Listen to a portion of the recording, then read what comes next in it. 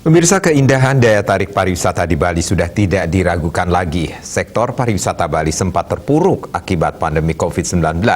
Seiring dengan dibukanya Bali bagi wisatawan mancanegara, ke depan diharapkan Bali mampu mendatangkan wisatawan yang berkualitas.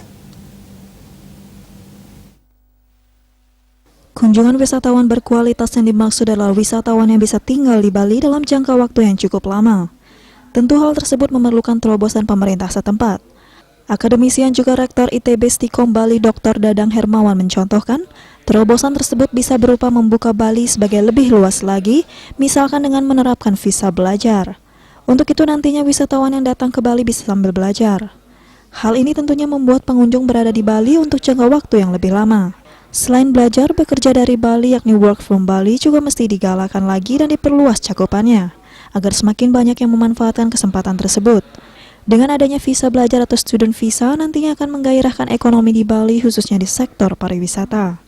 Baru yang dilakukan oleh masyarakat secara keseluruhan, termasuk kebiasaan belajar, kebiasaan bekerja, dan barangkali juga kebiasaan berwisata. Nah, ini salah satu yang bisa diusulkan oleh kami atau oleh saya, bahwa pemerintah Provinsi Bali mungkin bisa mengusulkan kepada pemerintah pusat untuk membuat terobosan visa-visa baru, ya, antara lain misalnya visa belajar. Ya, selama ini mungkin tidak terlalu diperhatikan.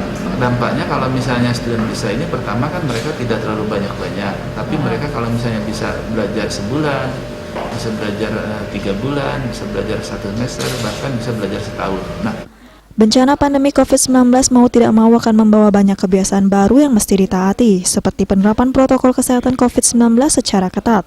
Agar pandemi bisa segera berakhir dan ekonomi bisa bangkit kembali, masyarakat wajib disiplin dalam pelaksanaan prokes. Desa Aryani, Bali TV.